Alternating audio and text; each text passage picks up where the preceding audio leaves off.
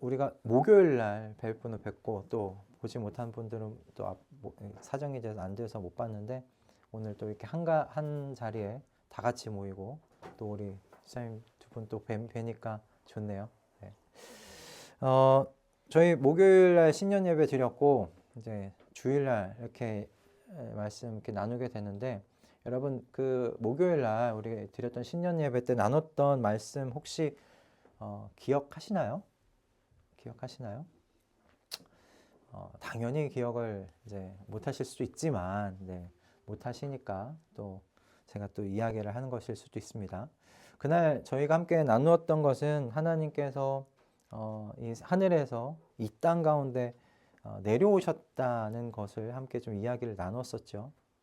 하나님께서 하늘에서 세상 가운데 내려오셨다. 많은 신을 쫓는 이 세상의 사람들은 신이 있는 그 하늘에 다다르기 위해서 하늘을 향해 올라가지만 우리 하나님께서는 세상 가운데서 이 땅 가운데로 우리를 보시기 위해 내려오신 분이시다라는 것이었어요. 근데 그 이 땅 가운데 내려오신 그 하나님께서 내려오셨던 곳이 어디냐? 산 꼭대기에 깨끗하고 그리고 영광스러운 곳, 조용하고 안락한 곳이 아니라 마국간이었다는 것이었죠. 그리고 그 마국간에 내려오신 그 하나님께서 그러면 그 마국간에서 시작하셨지만 사람들의 영광스러운 자리, 어떤 깨끗하고 사람들로부터 존경받는 자리, 거기에서 지내셨는가? 그렇지 않으셨다는 것이죠. 거리에서 지내셨습니다. 갈릴리, 그 수많은 사람들이 오고 가는 그 시끄러운 거리통에서 우리 주님께서 사역하셨었습니다.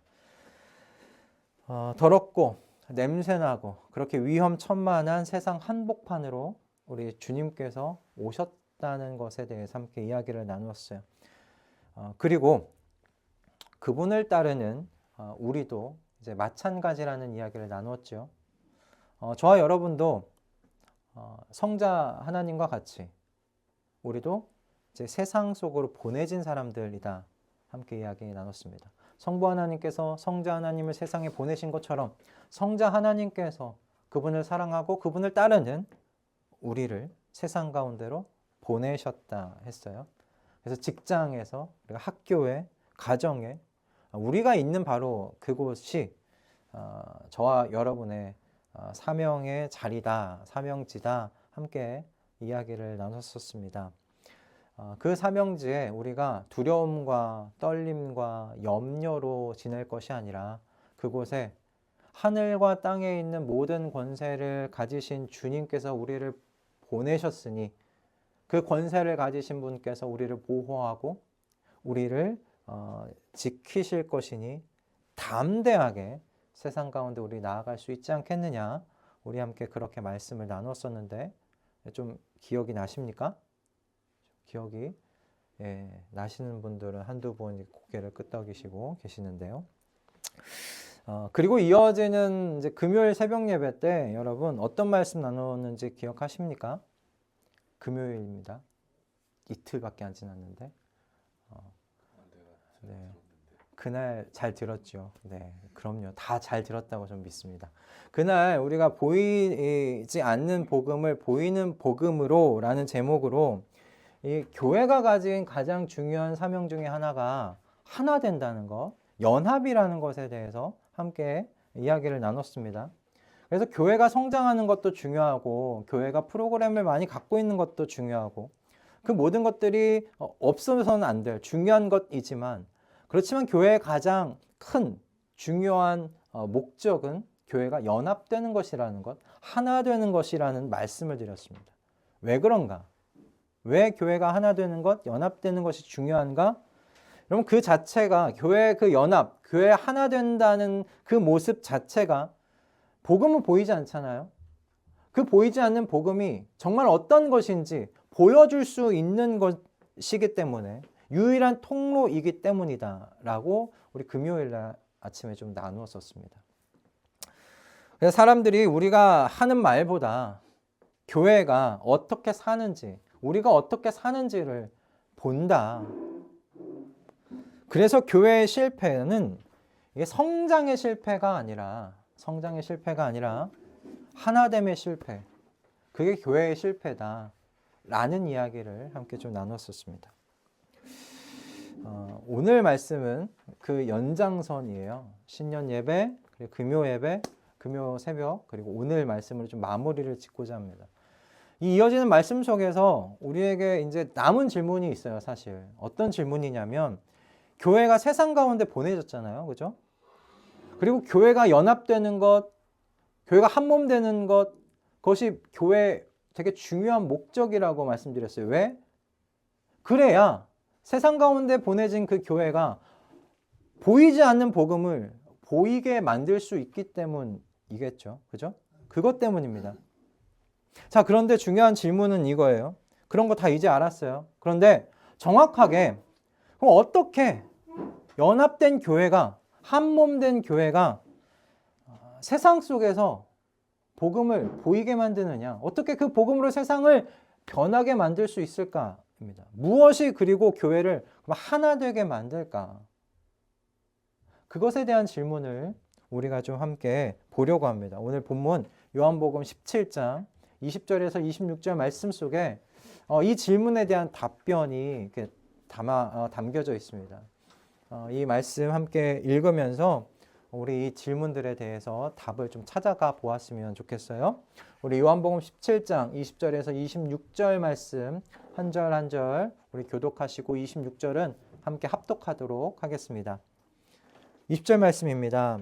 나는 이 사람들 위해서만 비는 것이 아니고 이 사람들의 말을 듣고 나를 믿는 사람들을 위해서도 빕니다. 아버지께서 내 안에 계시고 내가 아버지 안에 있는 것과 같이 그들도 하나가 되어서 우리 안에 있게 하여 주십시오. 그래서 아버지께서 나를 보내셨다는 것을 세상이 믿게 하여 주십시오. 나는 아버지께서 내게 주신 영광을 그들에게 주었습니다. 그것은 우리가 하나인 것과 같이 그들도 하나가 되게 하려는 것입니다. 내가 그들 안에 있고 아버지께서 내 안에 계신 것은 그들이 완전히 하나가 되게 하려는 것입니다. 그것은 또 아버지께서 나를 보내셨다는 것과 아버지께서 나를 사랑하신 것과 같이 그들도 사랑하셨다는 것을 세상이 알게 하려는 것입니다. 아버지께서 내게 주신 사람들도 내가 있는 곳에 나와 함께 있게 하여 주시고 창세 전부터 아버지께서 나를 사랑하셔서 내게 주신 내 영광을 그들도 보게 하여 주시기를 빕니다. 의로우신 아버지, 세상은 아버지를 알지 못하였으나 나는 아버지를 알았으며 이 사람들도 아버지께서 나를 보내신 것을 알고 있습니다. 함께 읽겠습니다. 나는 이미 그들에게 아버지의 이름을 알렸으며 앞으로도 알리겠습니다. 그것은 아버지께서 나를 사랑하신 그 사랑이 그들 안에 있게 하고 나도 그들 안에 있게 하려는 것입니다. 아멘. 아멘. 여러분, 먼저 저희가 읽은 이 말씀 속에서 22절 말씀을 우리 함께 좀 보았으면 좋겠습니다. 22절 말씀 보면 말씀이 이렇게 되어 있습니다. 나는 아버지께서 내게 주신 영광을 그들에게 주었습니다. 그것은 우리가 하나인 것과 같이 그들도 하나가 되게 하려는 것입니다. 라는 말씀입니다. 여러분, 이 말씀 속에서 우리가 알게 되는 건, 여러분, 교회가 하나 되는 것이요. 교회가 하나 되는 것이 성도들의 열심과 성도들의 노력으로 하나 되는 것이 아니라는 사실이에요. 여러분, 성도들의 노력과 열심으로 교회가 하나 되는 거 아닙니다. 여러분, 그거 분명히 아셔야 될 것 같아요. 저와 여러분이, 우리 이제 새해가 됐으니까 2026년도, 우리 이제 하나 한번 되어보자. 서로 친하게 지내고 서로에게 친절한 사람이 우리 한번 되어보자. 그런다고 교회가 하나 된다는 게 아니라는 겁니다. 이렇게 애쓴다고 되는 일이 아니라는 겁니다. 이런 말씀을 잘 보시면 교회의 그 연합, 교회의 하나됨이 무엇 때문이냐고 말씀하고 있냐면, 여러분, 예수님께서 이미 주신 영광 때문이라고 이야기하고 있습니다. 나는 아버지께서 내게 주신 영광을 그들에게 주었습니다. 그죠? 그것은 우리가 하나인 것과 같이 그들도 하나가 되게 하려는 것입니다. 여러분, 제자들이 하나가 된 것, 교회가 하나가 되는 것은 사람들의 열심 때문이 아니라고 말씀하고 계세요. 내가 그들에게 영광을 주었고 그 영광 때문에 이 제자들이 지금 하나 되었다고 말씀하고 계십니다.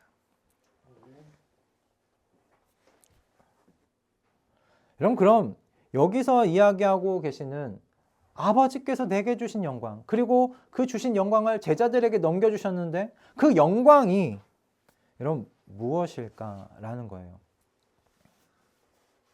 예수님을 사랑하고 따르는 서로 다른 배경, 서로 다른 성격, 서로 다른 성향의 이 제자들이 하나가 되게 만드는, 한 몸이 되게 만드는 이 영광이 뭐냐라는 것입니다. 여러분, 이 말씀 여러 번 읽어보셨을 텐데 여기서 멈추셔서 도대체 이 영광이 뭔지 궁금해 혹시 해보셨습니까? 저도 아마 설교가 아니었다면 그냥 이 영광 때문에 한 몸이 되었구나 하고 넘어갔을 것 같아요. 여러분, 여기서 이 영광을 받았구나로 넘어가시면 안 돼요. 이게 뭔지를 우리가 명확하게 좀 알아야 됩니다. 우리가 하나님으로부터 교회를 하나 되게 하는 이 영광을 이미 받았다고 하는데 도대체 이게 뭐냐라는 겁니다. 다 받았잖아요. 그죠? 주셨대요. 이건 과거형입니다. 여러분들도 다 받은 영광입니다. 이 영광 때문에 교회가 하나 되는 겁니다. 그게 도대체 뭐냐는 거예요. 여러분 26절 말씀을 좀 한번 보기를 소원합니다. 26절 말씀 함께 좀 읽겠습니다. 자, 시작. 나는 이미 그들에게 아버지의 이름을 알렸으며 앞으로도 알리겠습니다. 그것은 아버지께서 나를 사랑하신 그 사랑이 그들 안에 있게 하고 나도 그들 안에 있게 하려는 것입니다. 아멘. 여러분, 저와 여러분이 예수 그리스도로부터 받은 영광이 뭐냐면요, 성부와 성자와 성령께서 서로를 사랑하시며 한 몸을 이루시는 그 사랑이라고 이야기를 하고 계시는 겁니다. 아버지, 성부 하나님께서 성자 하나님을 사랑하신 그 사랑입니다. 그 무조건적이고 영원한 사랑. 여러분, 그 어떤 티끌도 섞여 있지 않은 그 깨끗하고 담백한 여러분 그 사랑. 창세 전부터 존재했던 여러분 그 사랑을 누가 받고 있느냐? 저와 여러분이 지금 이미 받고 있다고 말씀하고 계세요. 그게 영광이라는 겁니다.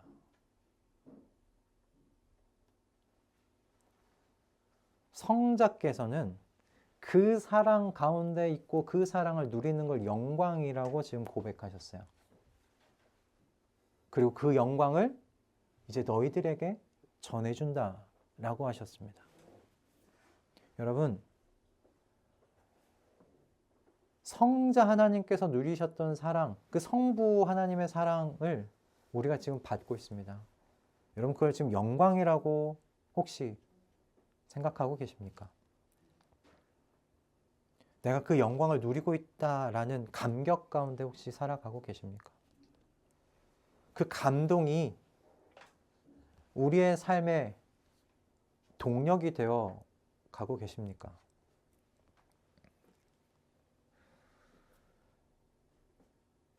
바로 그 사랑이 수많은 성향, 성격, 배경이 다른 그 제자들을 한 몸 되게 했다라고 지금 말씀하고 계시는 거예요. 그게 구심점이었다는 거예요. 여러분, 저와 여러분이 하나가 되는 건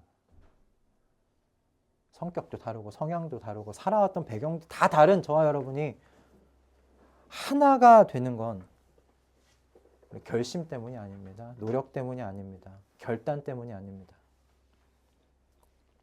하나님께서 나를 먼저 이렇게 사랑하셨다는 것, 이처럼 사랑하신다는 것, 나를 그렇게 인격적으로, 무조건적으로 내 존재 자체를 사랑하고 계시다는 것, 그걸 확신할 때 그 사랑 안에서 저와 여러분이 자연스럽게 우리가 된다는 것을 하나님께서 말씀하고 계시는 거예요. 이렇게 설명하면 어떨까 싶습니다. 그 형제 자매들이 부모님의 사랑을 확신할 때와 비슷하지 않겠나라는 생각이 들어요. 그러니까 형제 3명이 있습니다. 근데 첫째는 조용합니다. 근데 둘째는 활발하고 셋째는 장난꾸러기입니다. 태어난 시간 다르고 취향도 다 다릅니다. 그런데 여러분, 이 형제들이 서로를 받아들여요. 가족으로 받아들여요. 그렇게 가족으로 받아들이고 같이 살 수 있는 이유가 뭘까요? 그냥 한 집에 같이 사니까? 한 집에 그냥 같이 살기 시작하는 걸 보면 이게 가족이구나. 내가 사랑하고 내가 받아들여야 될 존재구나라고 생각할까요? 아니면 같이 식사를 하니까? 같이 아침, 점심, 저녁 식구라고 하잖아요. 그렇게 같이 먹다 보면 그렇게 될까요? 어느 정도는 저는 그럴 수 있을 거라는 생각이 들어요. 그죠? 부모님, 같기 때문에 그럴 수 있어요. 근데 부모님이 같기 때문에, 근데 부모님으로부터 여러분 서로 다른 사랑을 받으면 아마 그렇게 섞이기 쉽지 않을 겁니다. 첫째는 깊은 사랑을 받지만 그 사랑이 서로 다 다르면 아마 그 형제 가운데 시기와 질투가 일어날 겁니다.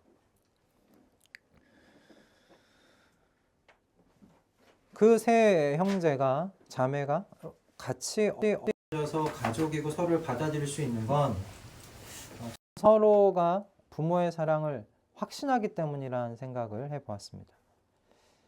부모님이 나를 사랑하시는데 이 사랑이 내 동생도 똑같이 받아요. 내 형제 자매가 똑같이 그 사랑을 받아요. 나와 내 동생이 받는 사랑이 이 같은 사랑이구나라는 그 확신이 있을 때 이 확신 속에서 서로 다른 형제 자매들이지만 너는 내 가족이구나라고 그렇게 그 사랑 가운데서 묶이는 것이 아닌가라는 것이죠. 하나님의 사랑이 우리를 여러분 하나 되게 하는 게 전 이와 같다는 생각이 들었습니다. 근데 여기서 순서상 중요한 것이 있습니다. 21절의 말씀을 볼 때 이렇게 되어 있어요. 아버지께서 내 안에 계시고 그리고 내가 아버지 안에 있는 것과 같이라고 예수님께서 말씀하시잖아요.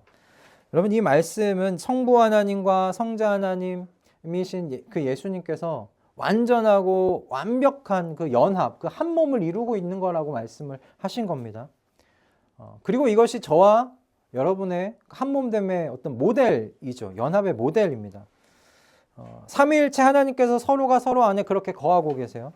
아버지가 아들 안에, 그리고 아들이 아버지 안에, 그리고 성령 하나님도 마찬가지로 그렇게 완벽한 하나된 그 사랑의 교제를 나누고 계십니다. 그리고 이것이 저희가 받은 영광이라고 말씀하세요.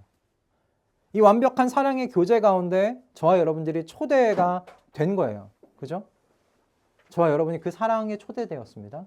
그게 우리의 영광입니다. 그런데 21절 말씀 뒤를 보면 이렇게 되어 있어요. 그들도 하나가 되어서 우리 안에 있게 하여 주십시오. 여러분, 이 연합이요, 삼위일체 하나님 안에서 되는 것인데 이 순서상 중요한 게 있는 거예요. 가장 먼저는 여러분 각자가 이 사랑의 초대, 여러분 이 영광의 맛이 뭔지를 경험하셔야 된다는 겁니다. 내가 그 사랑이 뭔지를 경험하지 못하면 사랑할 수가 없기 때문에 그렇습니다. 내가 어떤 사랑을 받고 있는지를 알아야, 어떤 영광 가운데 내가 지금 초대받았는지를 알아야 내 옆에 있는 형제와 자매도 귀하게 볼 수 있게 되는 거예요. 왜요? 내 옆에 있는 형제와 여러분 자매가 같은 부모에게서 똑같은 그와 같은 사랑을 받고 있는 존재라는 것을 여러분 알게 되니까 그런 겁니다. 내가 그렇게 귀하고 영원한 그 사랑을 받고 있다는 것을 안다면, 이렇게 귀하고 이 영광스러운 사랑을 내가 받았는데 내 옆에 있는 형제도 내 아버지로부터 그런 사랑을 받고 있는 귀한 존재구나. 내 옆에 있는 자매도 내게 그런 사랑을 주시는, 그 사랑의 교회자 가운데 나를 초대하신 그 아버지의 똑같은 사랑을 받는 귀한 존재구나 라고 볼 수 있게 되는 거예요. 하나님 아버지께 내가 그와 같은 사랑을 받는 귀한 존재라는 의식이 없으면, 내가 그렇게 먼저 그 사랑받는 귀한 존재라는 것을 모르면 내 옆에 있는 사람도 귀하게 못 봅니다. 귀하게 못 봐요. 나랑 똑같이 봐요. 내 자존감이 한없이 무너져 있으면 내 옆에 있는 사람도 그렇게 귀하게 볼 수가 없어요.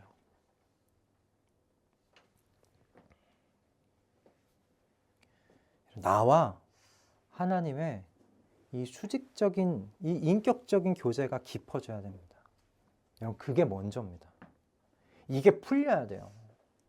이게 풀려야 돼요. 이 매듭이 풀려야 돼요. 이 매듭이 풀려서 그 사랑을 신뢰하면요, 그 안에서 자연스럽게 이제 성도들끼리 하나가 되어지는 거예요. 여러분, 한번 나무를 한번 상상해 보셨으면 좋겠어요. 나무를 상상해 보면 나무에 가지들이 참 많잖아요. 그죠? 나무에 가지들이 많아요. 물론 가지치기를 하지만 그래도 가지가 많잖아요. 여러분, 그 가지들이 서로에게 연결되려고 애씁니까? 그 가지들이 뭐에 붙으려고 애쓰죠? 그냥 나무에 붙으려고 있으려고 그냥 애쓰는 거예요. 나무에. 그죠? 여러분, 뿌리가 같으면 가지들은 어떻게 되어 있는 거예요? 서로 연결되어 있는 거예요. 뿌리가 같은 나무에 붙어 있으면 가지들은 다 연결되어 있는 거예요. 같은 나무가 되는 거죠. 여러분, 우리도 마찬가지입니다. 삼위일체 하나님이라는 그 뿌리에 우리가 연결되어 있으면 우리는 이미 하나인 겁니다. 사실 이게 오늘 저희가 소그룹 나누잖아요. 풍성한 삶으로의 초대 사과를 나갈 텐데, 사실 이게 사과의 주제입니다. 오늘 소모임의 주제예요. 하나님께서 설교 스케줄을 어떻게 이렇게 짜셨나 싶었어요. 사과를 준비하고 오늘 본문 보면서도 준비하는데 이게 서로 연결되는 거예요. 여러분, 하나님께서 세상을 창조하실 때, 여러분, 세상을 창조하실 때 계획을 하나님께서 가지고 계셨어요. 그 첫 번째는 오늘 지금 제가 말씀드린 것과 같이 이 사랑의 관계를 맺으시기 위해서 우리를 창조하신 거예요. 인격적으로 서로 사랑하고 사랑을 받으며 이 사랑 가운데 있는 것. 그런데 어떤 사랑이냐? 창조주랑 피조물이 서로 사랑하는 관계예요. 여러분, 이게 상상이 되십니까? 우리를 노동으로 착취하려고 신들은 가만히 편히 쉬고 우리가 일하면서 신들의 편안한 삶을 위해 존재하는 그런 존재로 우리가 만들어진 게 아니라, 하나님께서 우리를 창조하실 땐 처음부터 사랑하시려고, 서로 사랑하고 사랑받는 그 관계가 되게 하시려고 우리를 창조하셨다는 겁니다. 우리를 만드셨다는 겁니다.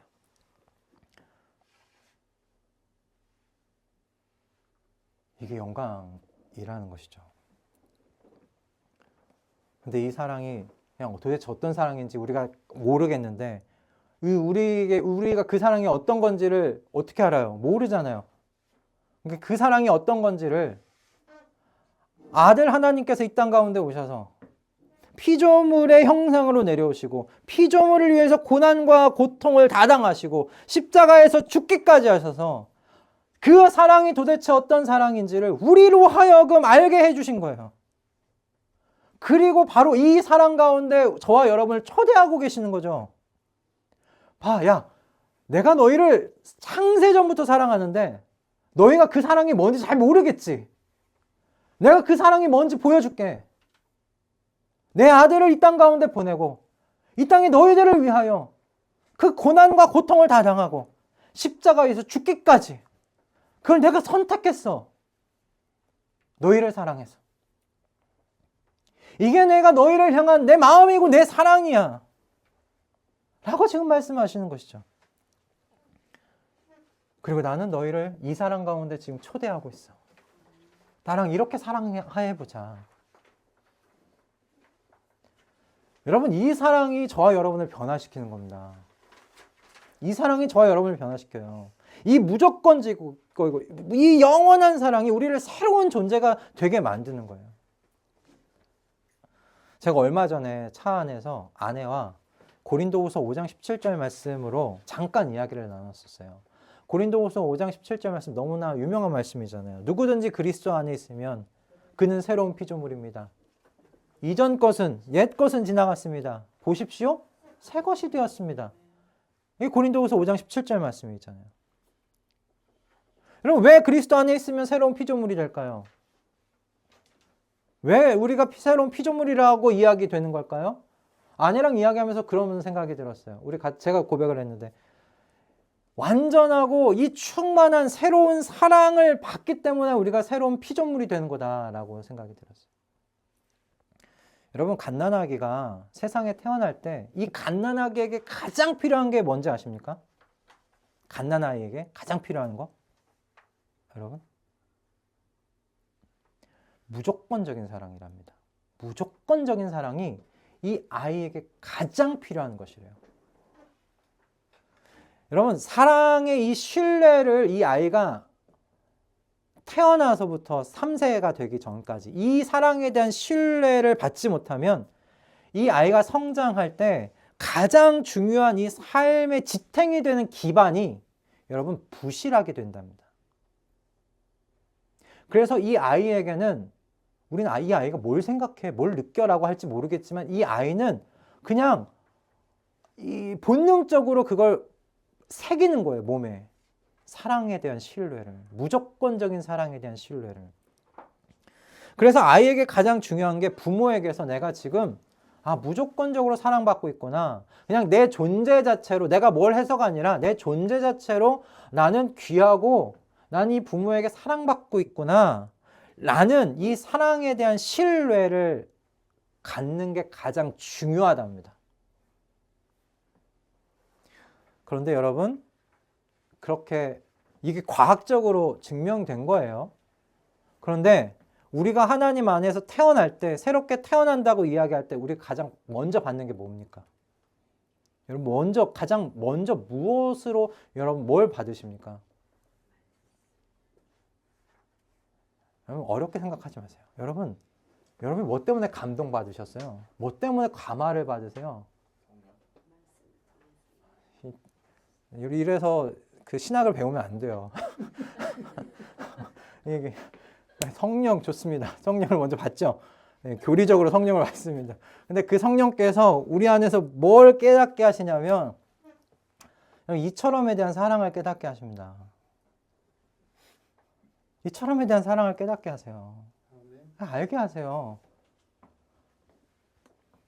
내가 얼마나 말도 안 되는 사랑을 받고 있는지를 알게 하시는 거예요. 그 사랑이, 하나님의 그 사랑이 쓰나미처럼 이렇게 밀려오는 것을 경험하는 거예요. 내가 언제 내 존재 자체로 사랑을 받아왔던가.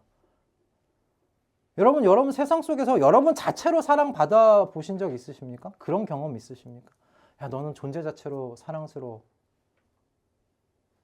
말만이잖아요. 여러 가지 쓸모가 있으니까 여러분이 귀하게 대접받는 거 아닙니까? 여러분 쓸모가 없다면, 여러분이 생산적인 사람이 되지 못한다면 여러분이 세상 속에서 여러분의 존재를 귀하게 귀한 받습니까? 부정당할걸요.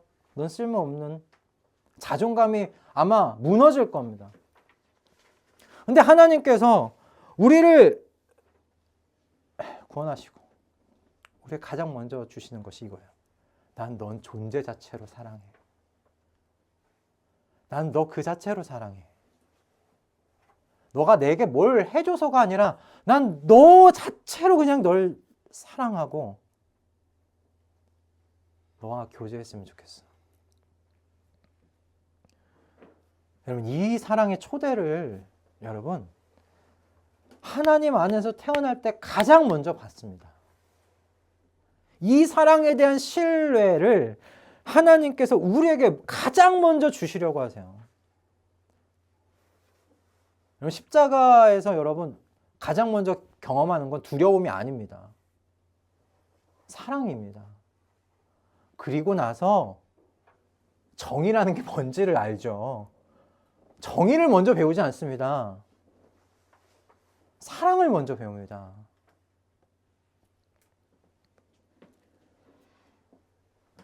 그 사랑에 대한 신뢰를 하나님께서 우리에게 주시고 우리에게 말씀하시는 거예요. 야, 이제 옛 것은 지나갔다.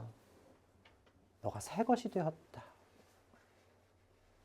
이 사랑 안에서 너 새롭게 탄생한 거야. 여러분, 이렇게 만드시는 것이 하나님의 첫 번째 계획이셨어요. 우리를.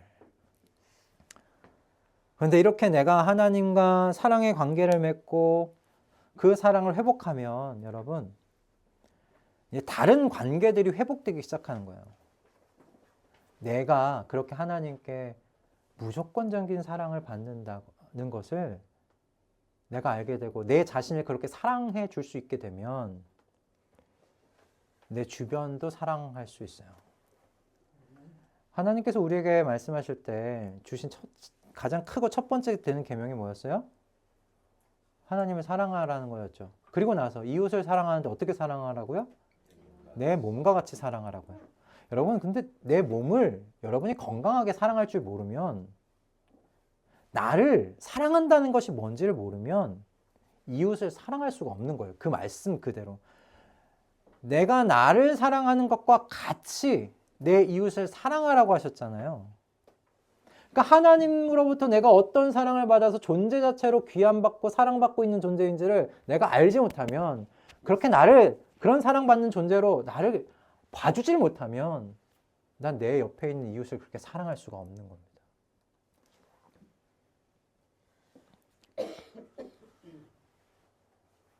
때문에 중요한 것은 여러분, 내가 하나님께로부터 어떤 사랑을 받고 있는지, 하나님과 인격적인 1대1의 관계를 건강하게 세우는 것, 그게 되게 중요한 것이다라는 것을 여러분 2026년도 잊지 않으셨으면 좋겠습니다.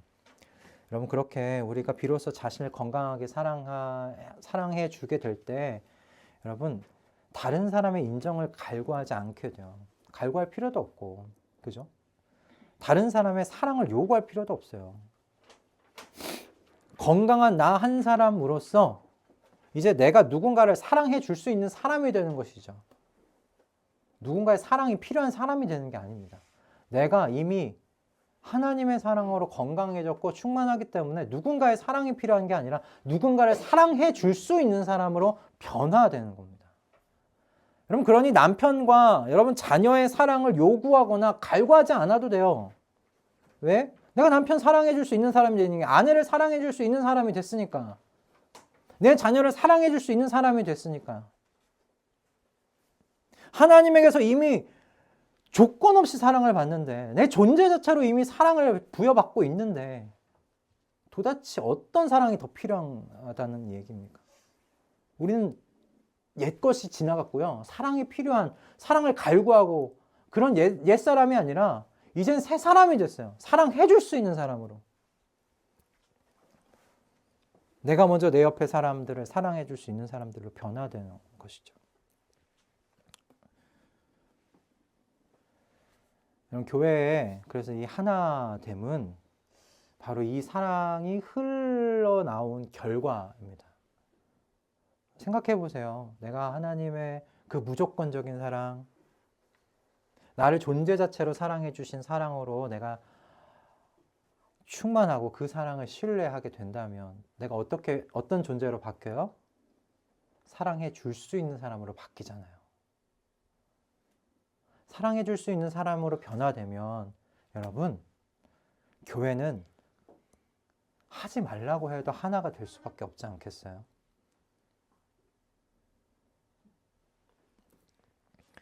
우리가 결심하고 노력한다고 이루어지는 게 아니라 이 하나님의 완전한 그리고 충만한 그 사랑이 만들어낸 결과이죠. 교회 하나됨이. 그래서 세상 사람들이 여러분 놀라는 하나 되는 것을 그때서야 만들 수 있어요. 여러분 우리나라에 복음이 들어오고 교회가 세워졌을 때 지금 오늘 이야기하는 것 같이 놀라운 교회의 연합, 교회 하나됨의 이야기가 굉장히 많았었습니다. 근데 그 중에서도 제가 잊혀지지 않는 이야기는 곤단골 교회 이야기예요. 곤단골 교회 이야기 아실 분은 아시겠지만 지금 그 곤단골 교회가 어디에 있었냐면 그 중구에 종로 그 중구 쪽에 그 롯데호텔이 거기 있잖아요. 그 롯데호텔이 있는 그 자리가 원래 곤단골 교회가 있었던 자리라고 합니다. 그 곤단골 교회는 그 사무엘 무어라는 선교사님이 선교 들어오셔서 세운 교회인데 그 사무엘 무어라는 그 선교사님이 당시에 콜레라가 유행했을 때 콜레라 때문에 죽어가는 백정이 있었어요. 그 백정 이름이 박성춘이었습니다. 백정은 당시에 그러면 누가 백정을 치료해줘요. 아프다가 나으면 기적인 거고 그냥 죽게 놔두었었죠. 근데 이 사무엘 무어라는 선교사님이 너무 정성껏 돌본 거예요. 이 백성춘을. 백정인데. 그러니까 이 박성춘이 너무 감동한 나머지 기독교로 개종을 했어요. 기독교인이 됐네요. 그럼 어떻게 해요? 교회에서 예배 드려요, 안 드려요? 드려요. 예배 드리러 교회 나왔어요. 근데 예배당에 누가 있었게요? 그렇죠. 양반들이 있었던 거예요. 이 양반들이 이게 난리가 난 겁니다. 야, 백정하고 우리가 어떻게 같은 자리에서 예배 드리냐. 그래서 이 양반들이 무리를 지어서 사무엘 무어 이 선교사님께 찾아갔어요. 우리 백정하고 같이 예배 드릴 수 없다. 차라리 우리가 앞에서 예배 드릴 테니까 백정들은 그러면 저 문 밖에 자리를 만들어 놓고 따로 그럼 예배 드리게 하자. 장소를 따로 좀 배치하자. 같은 시간에 드릴 거면. 아니면 우리 양반들은 오전 9시에 예배를 드릴 테니까 저 백정들은 11시 예배 드리게 좀 그렇게 해달라고 사무엘 무어 선교사님께 요구한 거예요. 근데 사무엘 무어 선교사님이 어떻게 이야기했냐면 하나님 앞에는 모든 사람들이 평등하다. 왜? 모든 사람이 똑같은 사랑을 받으니까요. 백정이라고 다른 사랑 받는 거 아니잖아요. 양반이 받는 사랑이나 하나님께 백정이 받는 사랑이나 하나님은 똑같은 사랑을 베풀어 주시는데 어떻게 나누어서 예배 드릴 수 있겠냐? 아니, 그럴 수 없다. 같이 예배 드려야 된다. 그래서 이 양반들이 어떻게 했습니까? 우리 그럼 교회 나가겠다.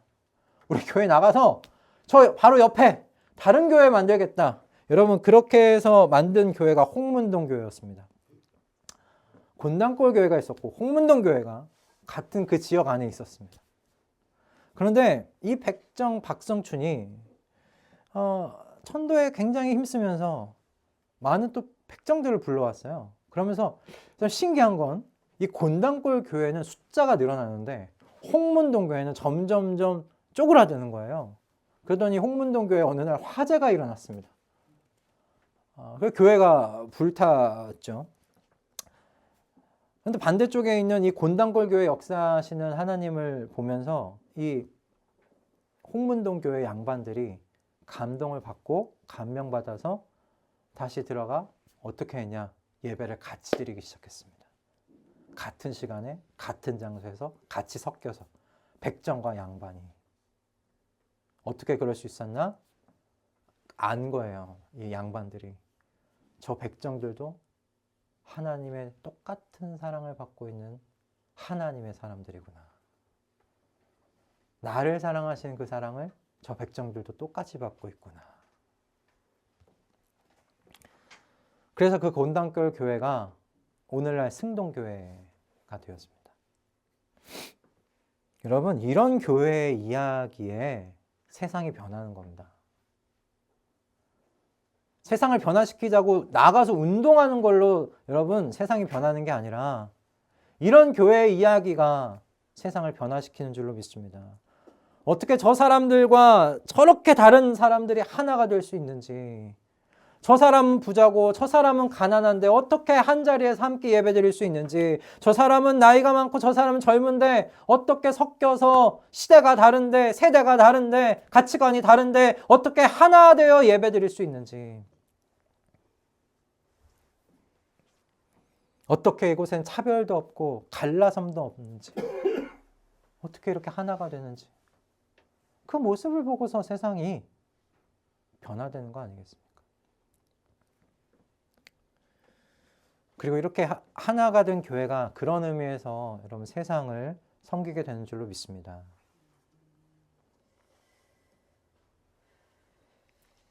하나님께서 우리에게 맡기신 세상을 사랑으로 돌보고 그 사랑을 사람들 사이에서 나타내는 것이죠. 이걸 혼자서 할 수가 없으니 하나님께서 교회로 모으신 줄을 믿습니다. 오늘 이런 내용을 사실 소그룹 모임에서 나눌 겁니다. 이런 내용이 오늘 소그룹 모임의 내용입니다. 이와 같은 네 가지의 영역에서의 회복을 하나님께서 일으키신다. 하나님과의 관계, 그리고 나 자신과의 관계, 그리고 이웃과의 관계, 세상과의 관계. 이것이 서로 맞물려 있고 하나님께서 이 네 가지의 관계를 회복시키면서 원래 창조하셨을 때의 세상을 하나님께서는 만들어 가신다. 그리고 오늘 소그룹 안에서 나눌 텐데 소그룹 오늘 좋겠죠? 기대하시면서 오늘 소그룹 가운데 여러분 기대하는 마음으로 함께 했으면 좋겠습니다. 여러분 이런 하나님의 계획 가운데 우리가 이제 올 한 해를 이제 시작하기를 소원합니다.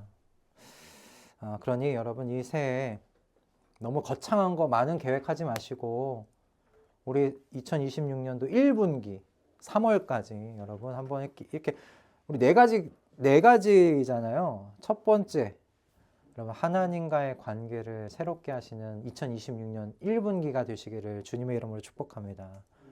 하나님께서 어떤 사랑으로 나를 사랑하셨는지, 하나님께서 회복해 하시고자 하셨던 하나님과의 그 사랑의 관계가 무엇이었는지, 여러분 그 깊이를 2026년 1분기 우리가 더 깊이 깨닫고 알아가시는 저와 여러분 되어지기를 바랍니다. 그래서 그 사랑으로 나 자신을 바라보고 그리고 나를 그렇게 용서하고 나를 사랑해 줄 수 있는 사람으로, 세상의 기준으로 나를 바라보는 것이 아니라 있는 그대로 내가 하나님께 사랑받고 있다는 것을 확신하게 되는 올 2026년 1분기 3월까지의 우리의 신앙의 여정이 되었으면 좋겠습니다. 그것을 위해서 여러분 함께 힘쓰시고 그렇게 하나님 앞에 바르게 서는 내가 되기를 소원하면서 그렇게 건강한 교회로 이렇게 한번 만들어가는 2026년 되기를 소원합니다. 그러니 이처럼 사랑에서 시작해서 사랑으로 좀 퍼져나가는 그런 삶, 이것이 연합된 교회가 여러분 세상을 바꾸는 길인 줄로 믿습니다.